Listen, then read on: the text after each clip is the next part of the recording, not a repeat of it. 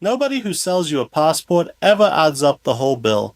They quote you one number, the headline threshold, and they let you believe that number is the price. It is not the price. It is the deposit.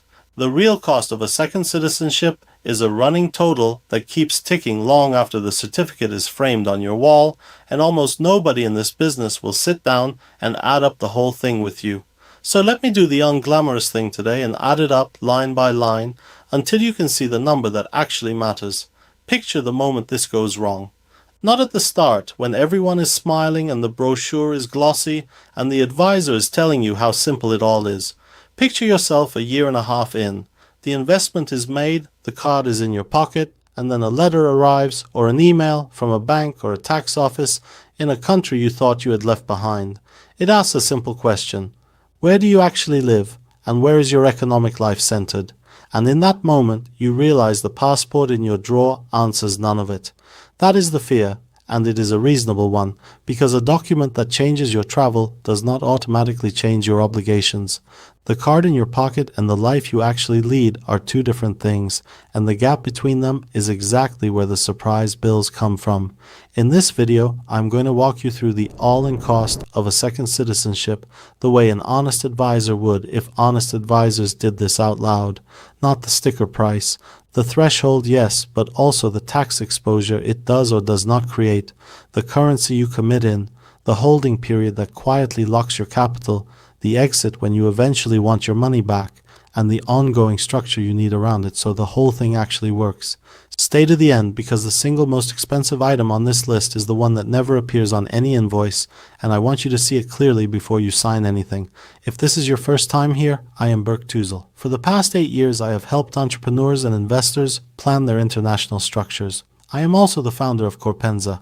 Let me start with a number that matters more than any threshold, and it is not a currency figure at all. It is the number of separate systems that will look at your file. There are at least 4. There is the immigration authority that grants the status. There is the tax authority where you actually reside, which may be somewhere else entirely. There is the banking system, which runs its own compliance checks that answer to no immigration office. And there is whatever corporate structure holds your business income. 4 systems, 4 sets of questions, and the mistake almost every investor makes is assuming that satisfying the first one satisfies the other 3. It does not. Each of them looks at you through its own lens, with its own rules and its own paperwork, and each of them can say yes or no independently of the others. That single misunderstanding is where most of the real cost hides, so let us add up the components in order. The first component is the threshold itself. This is the part everyone knows, so I will not dwell on it, except to say one thing that the pitches leave out. The threshold is a qualifying amount, not a fee you hand over and never see again. In most citizenship by investment routes, that capital goes into an asset, most often property, and it stays there for a defined holding period. That is not a small detail. It means your qualifying capital is not liquid. You cannot treat it as savings you can reach in an emergency. For the length of that holding period, it is committed, and you should plan the rest of your finances as if that money is simply not available to you. As for the exact figure and the exact holding period, both of those move. Thresholds get revised, sometimes with very little notice, so whatever number you have in your head right now, treat it as directional and reconfirm the current figure at the moment you decide, not from a brochure you read a while ago. The second component is the currency you commit in. If the qualifying asset is priced in a currency that is not your own, then for the entire holding period, you are carrying an exchange rate position, whether you wanted one or not. The asset can be perfectly sound and you can still get back fewer of your home currency units than you put in, simply because the rate moved. Or it can move in your favor and you get back more. The point is not that this is good or bad. The point is that it is a variable most pitchers quietly leave off the ledger, and you should price it in as a range, not as a certainty. A cost you did not choose is still a cost, and it belongs on the page with everything else. The third component, and here is where people are genuinely misled, is tax. There is a belief, and it is a very expensive belief, that a second passport lowers your tax bill. Let me be as plain as I can. Your tax exposure does not come from the card you hold. It comes from where you are a resident, where you spend your days, and where your real economic activity sits. This is a technical principle, and it is true almost everywhere in the world. Residence drives taxation. A passport is a travel and identity document. The two are not the same lever. You can acquire a new citizenship, and if you have not changed where you actually live and work, change nothing at all about what you owe. So when you add up the cost of the passport, you cannot subtract the tax saving that the passport by itself does not create. If anything, adding a new jurisdiction to your life adds questions, not removes them, and every one of those questions has to be answered properly, or it becomes a problem later. This is the heart of everything I say on this channel. It is not your passport, it is your structure. The passport is one component in a package.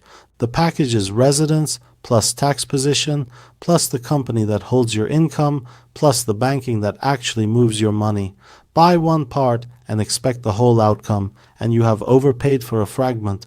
Build the structure, and the passport becomes what it should be, which is optionality, a door you can choose to walk through, not a magic key that rewrites your obligations. Nobody needs to own every option, but the option only means something when the structure underneath it is real. The fourth component is banking, and this is the one that catches confident people off guard. A new citizenship does not hand you a clean banking relationship. Banks run their own checks, and they will ask about the source of your funds, about where you are resident for tax, about the substance behind your companies. A mismatch between what your passport says and what your life says is not a small friction. It can mean a delayed account, a frozen transfer, or a rejected application, and none of that shows up on the price list when you buy the status. So on your ledger, banking is a real line item. It costs time, it costs documentation, and it sometimes costs the deal itself if the underlying structure is thin. A passport that opens no bank account has not moved your life forward at all. The fifth component is the exit, and this is the one nobody wants to talk about because it is the least exciting part of a shiny purchase. One day you will want your capital back, or your heirs will. What does it take to sell the qualifying asset? In what market? At what price? In what currency? And with what tax consequence at that moment? An investment you cannot cleanly exit is not an asset, it is an anchor. The all-in cost of a citizenship is never complete until you have thought through the day you unwind it. And this part is volatile too, because rules about selling and reselling qualifying assets change. So once again, confirm the current position, rather than trusting a number from a couple of years back. Now let me name the trap most advisors skip, the invisible line item I promised you. It is the cost of ongoing compliance. A structure is not a purchase, it is a relationship you maintain. There are filings, there are declarations, there is substance you need to keep real, and there is professional advice you need to keep current as the rules shift underneath you. People budget for the entry and forget the maintenance entirely, and then they are surprised every single year when the bill for staying clean arrives. When you add up the true cost of ownership, you have to include the cost of keeping the whole thing clean and defensible for as long as you hold it. That recurring, unglamorous number is often what separates a structure that protects you from one that quietly turns into a liability. So here is what I recommend, and it is simpler than the pitch you have been given. Before you look at any threshold, write down the four systems: immigration, residence and tax, banking, and corporate structure, and ask what your file looks like to each one. Then add up the full ledger, the threshold, the currency exposure, the holding period, the banking effort, the exit, and the ongoing maintenance. If a single one of those is unanswered, you do not have a price yet, you have a headline. And treat every volatile figure, thresholds, holding periods, timelines, as something to reconfirm at the current moment, never as a fixed truth you inherited from a brochure. A second citizenship can be a genuinely powerful thing. It can widen your options, protect your family, and give you a door that stays open when other doors close. I am not here to talk you out of it. I am here to make sure you buy the whole thing with your eyes open, and not a fragment of it while paying for a promise that a passport alone was never able to keep. The people who regret these decisions are almost never the ones who paid too much. They are the ones who paid for one piece and assumed they had bought the whole machine. If you want the full package thought through as one system, residence, tax position, corporate structure, and banking, instead of a passport bought in isolation, that is exactly the work we do at Corpenza. That is it for this one. I hope to see you in other videos. Take care.